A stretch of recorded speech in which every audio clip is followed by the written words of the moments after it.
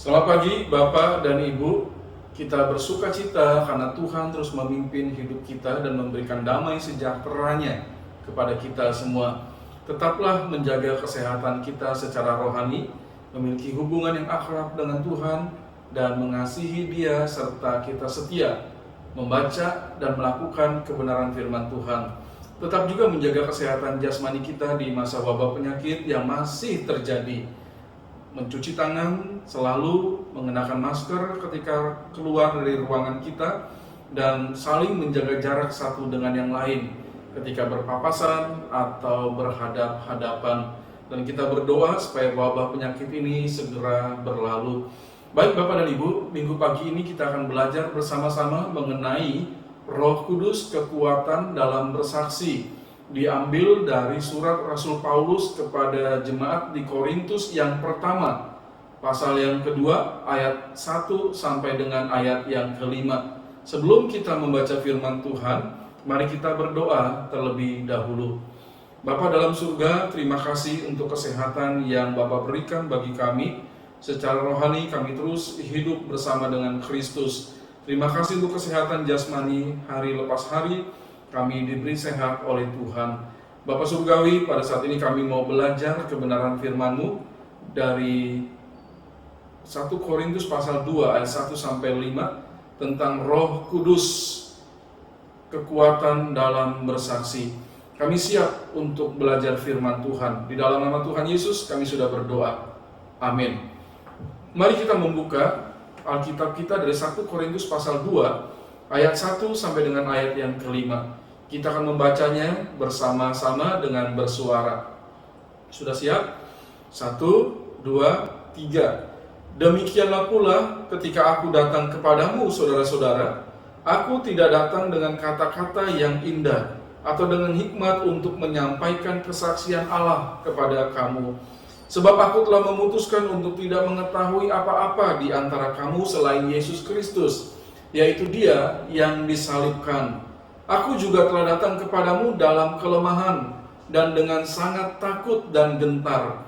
Baik perkataanku maupun pemberitaanku tidak kusampaikan dengan kata-kata hikmat yang meyakinkan, tetapi dengan keyakinan akan kekuatan Roh, supaya iman kamu jangan bergantung pada hikmat manusia, tetapi pada kekuatan Allah. Pagi ini kita belajar tentang pemberitaan Injil yang dilakukan oleh Rasul Paulus, dan dia meyakini diberikan oleh Roh Kudus kekuatan untuk memberitakan Injil tersebut.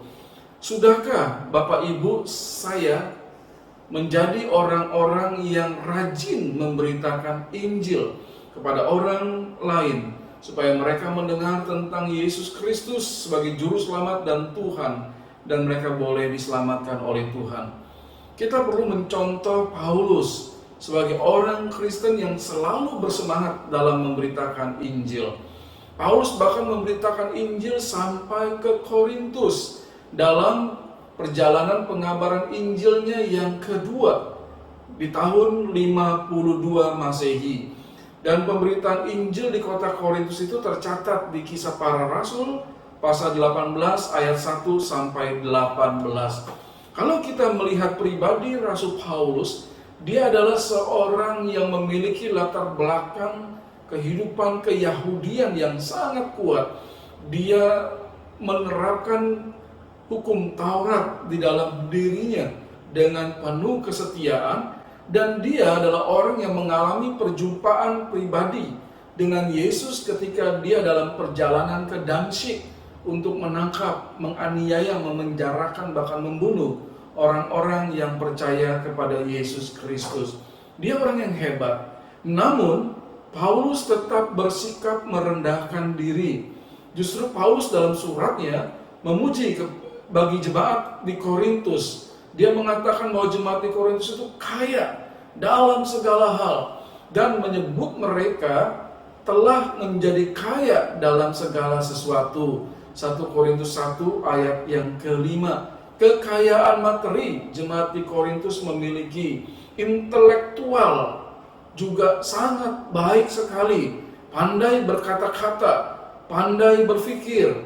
Jadi semua itu menjadikan jemaat di Korintus sangat bergembira.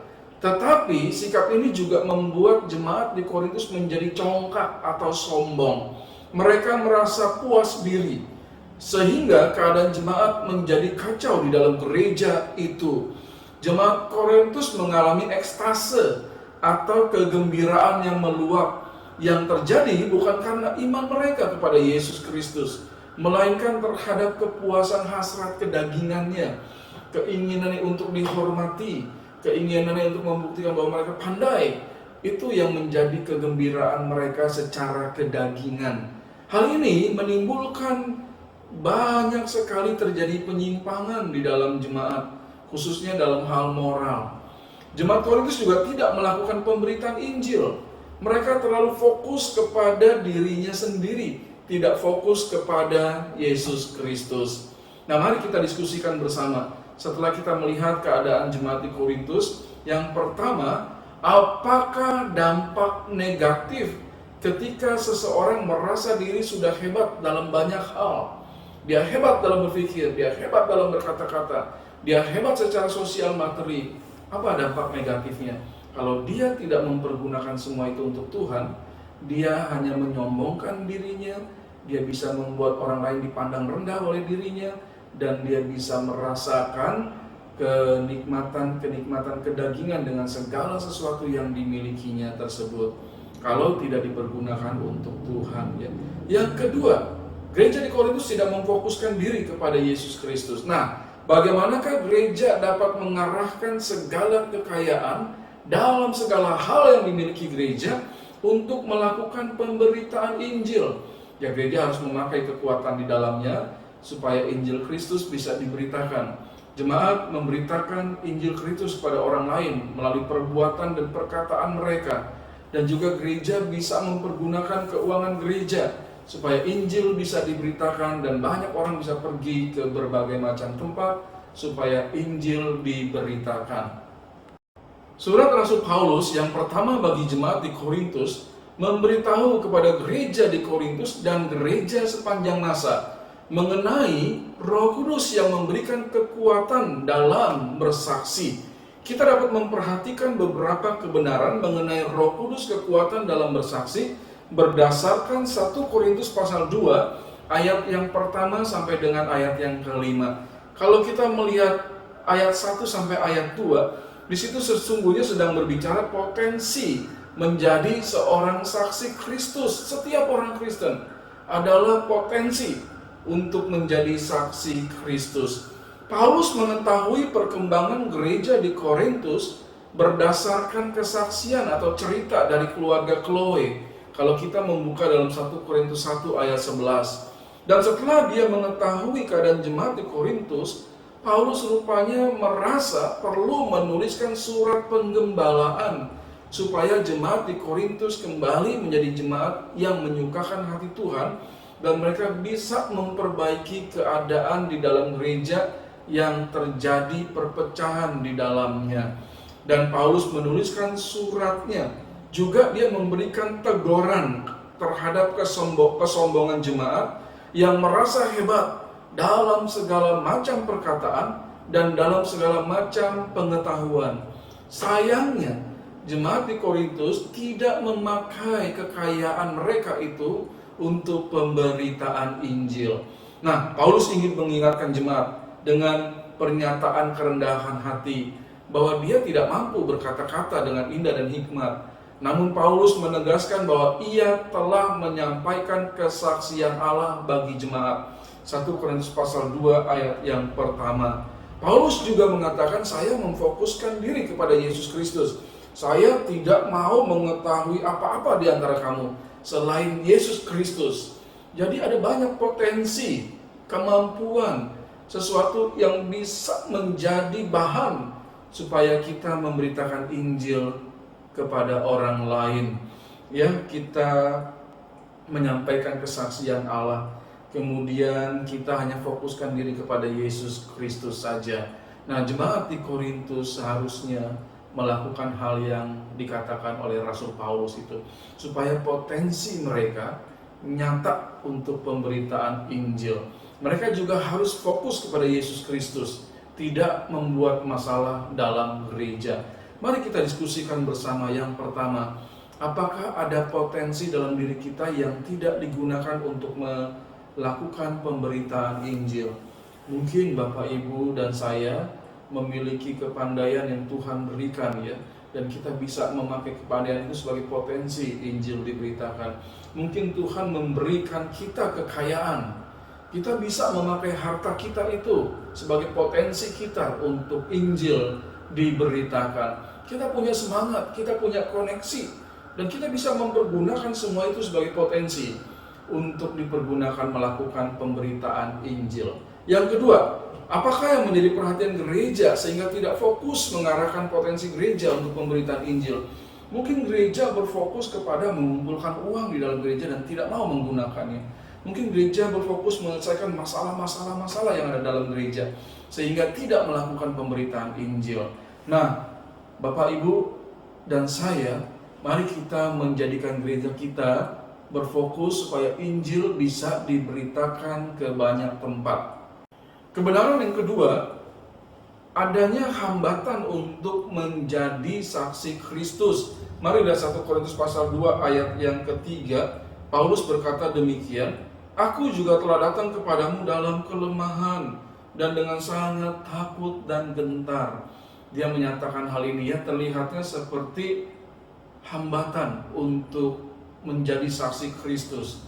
Nah, Bapak dan Ibu, Rasul Paulus dengan tegas mengingatkan kepada jemaat di Korintus dan semua gereja saat ini tentang hambatan dan rintangan saat mereka menjadi saksi Kristus.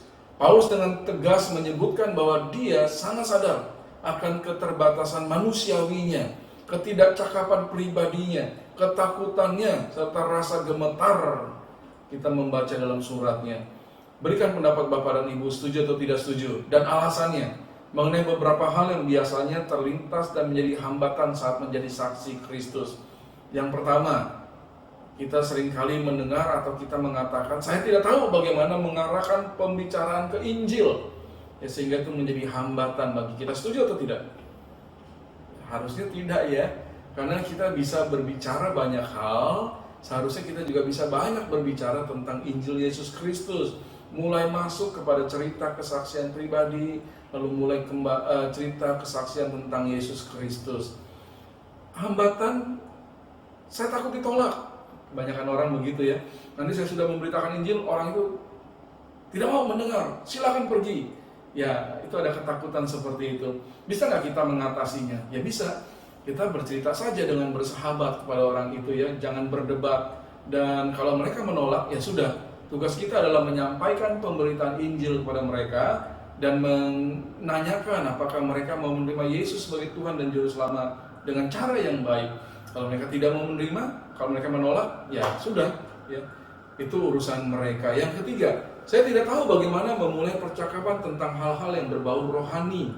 Ada banyak orang berpikir begitu. Gimana ya masuk kepada orang-orang yang tidak tertarik kepada hal rohani? Kita harus menceritakan tentang Yesus, tentang Tuhan kepada mereka, supaya mereka tahu hidup mereka itu tidak hanya hidup untuk jasmani, tapi ada bagian kekekalan, yaitu roh yang perlu juga mendapatkan pengetahuan kebenaran tentang Tuhan Yesus. Yang keempat, saya kurang yakin Tuhan mau berbicara melalui saya. Ya, itu suatu hambatan yang sesungguhnya kita bisa mengatasinya. Kita tahu firman Tuhan mengatakan bahwa setiap orang yang percaya Yesus harus menjadi saksi. Jadi sudah pasti Tuhan mau berbicara melalui kita. Yang kelima, saya tidak dapat membayangkan orang-orang akan mau mendengarkan Injil yang saya katakan. Kita nggak tahu mereka mau mendengar atau tidak. sampaikan saja berita Injil itu kepada mereka. Atau ada juga saya tidak bisa menyelesaikan keterbatasan. Oleh sebab itu menjadi saksi Kristus akan terhambat dan tidak pernah dilaksanakan dengan baik. Saya banyak keterbatasannya. Jadi saya pikir saya nggak bisa menjadi saksi Kristus.